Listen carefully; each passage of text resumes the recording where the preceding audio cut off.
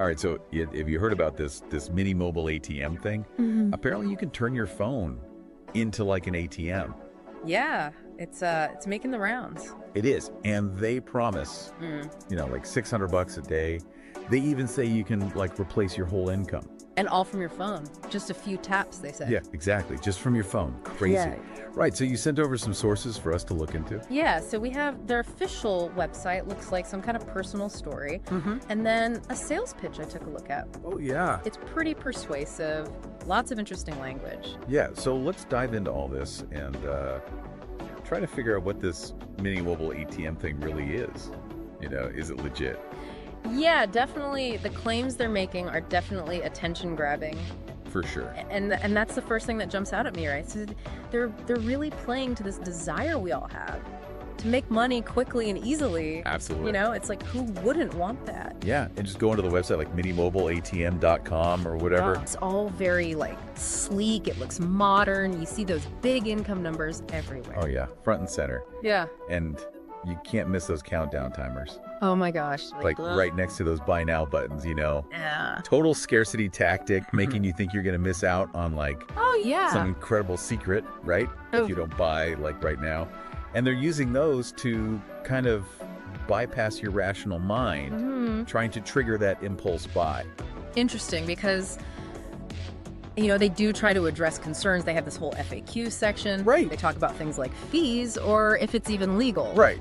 But even that FAQ section, they're really vague about how it all works. How does this system actually make money? Exactly. They really focus on the results and they never really explain the process. Right. They're just banking on the idea that you'll be so focused on the outcome. The fancy cars, the dream vacations, all that stuff, that you won't look too closely at the mechanics of it all. Yeah. And don't forget, they offered a 50-day money-back guarantee. Oh, yeah, that's true. Which, again, it makes you feel more secure. Right.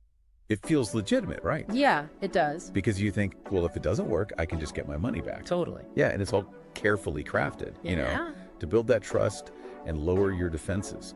It's smart. It is, yeah. And that's where the psychology of persuasion comes into play, right? Okay. And I think a good example of this is in the sales pitch. Okay. Where they introduce this guy, Alex, Oh, yeah. His story, it's like it really pulls you in. Yeah. He's struggling with this dead-end job.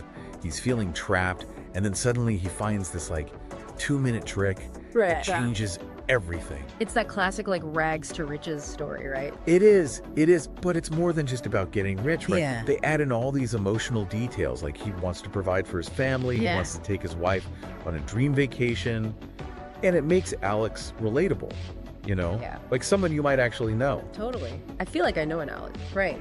Exactly. And it's smart because they're tapping into these universal desires we all have. Financial freedom, a better life. Yeah. But then they layer in all this intrigue. There's a stolen code book from a billionaire CEO. Oh, yeah. There's this mysterious cousin called Genius Joe. Genius Joe. Right. It's it almost feels like a spy thriller. Yeah. Designed to keep you on the edge of your seat, keep you reading. That's true. It's true. I did think that whole billionaire CEO thing was a little bit much. Yeah.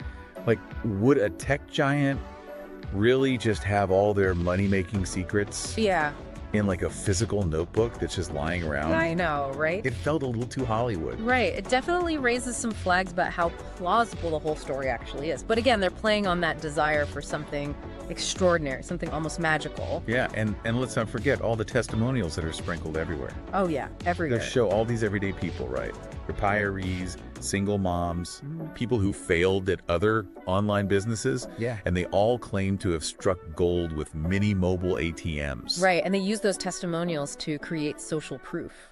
Yeah, for sure. You see that and think, well, if they can do it, I can do it too. Exactly. And it taps into that desire to belong, to follow the crowd, especially when it comes to something as tempting as making easy money.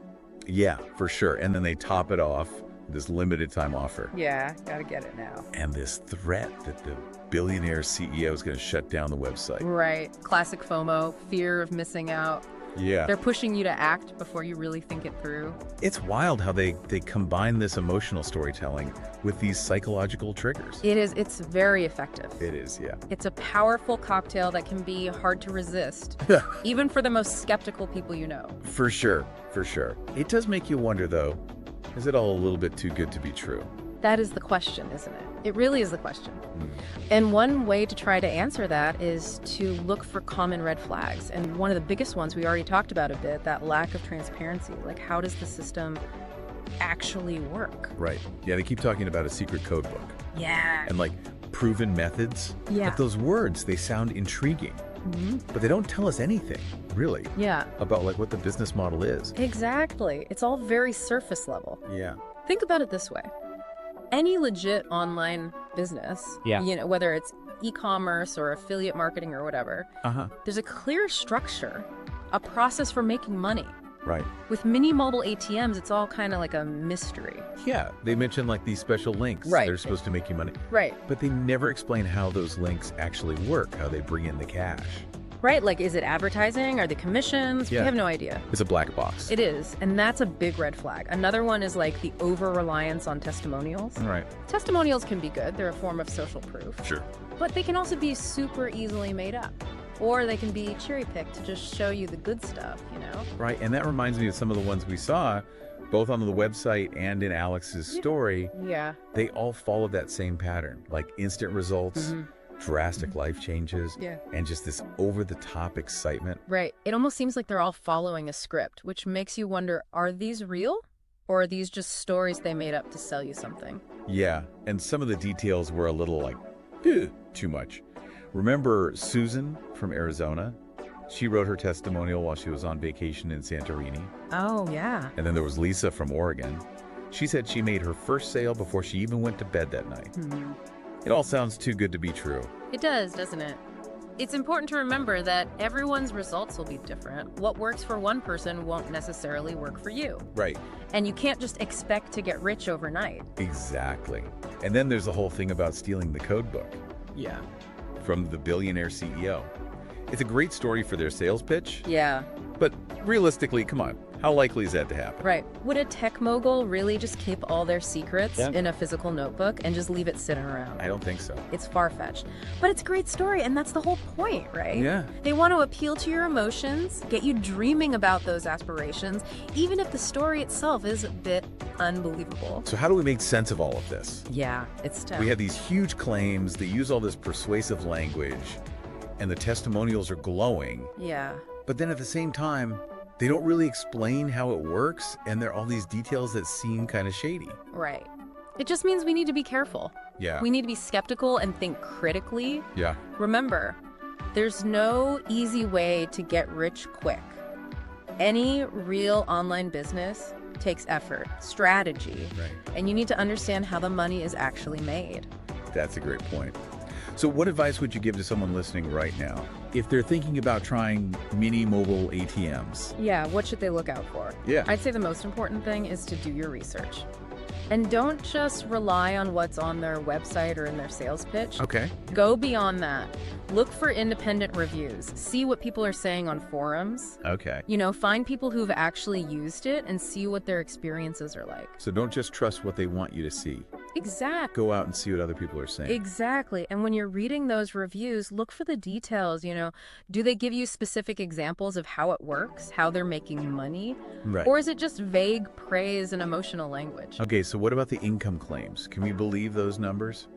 I would always be skeptical of those, especially if they sound too good to be true. Okay. Remember, success in any business, whether it's online or off, it depends on so many factors. Yeah. It depends on your effort, your skills, the market, and just plain luck. It sounds like it all comes back to doing your homework. It does. Like, it's exciting to think about making money online. Yeah. But we got to be realistic. For sure. Can't get caught up in the hype. Exactly. And that's why I think this deep dive is so useful. Yeah. We're looking at the sources critically, right?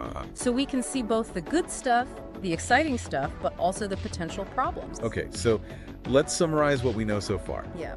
Mini Mobile ATMs, they promise you can make a lot of money online really fast. They say they have this simple system. The website and the sales pitch are full of persuasive language. They use those scarcity tactics. And they have those really convincing testimonials.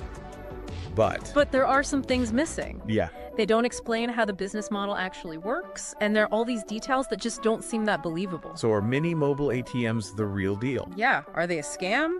Or is it somewhere in between? It's like a puzzle. It is. We just can't see the full picture yet. Right. And we might never know for sure unless we try it ourselves. So it's up to our listeners. We've given them the information. We've talked about how to think critically. They need to decide if they want to explore this further or not. Exactly. It's a personal decision. But no matter what you decide, remember, making informed decisions is key. Yes. Don't get blinded by the dream of easy money. Do your research.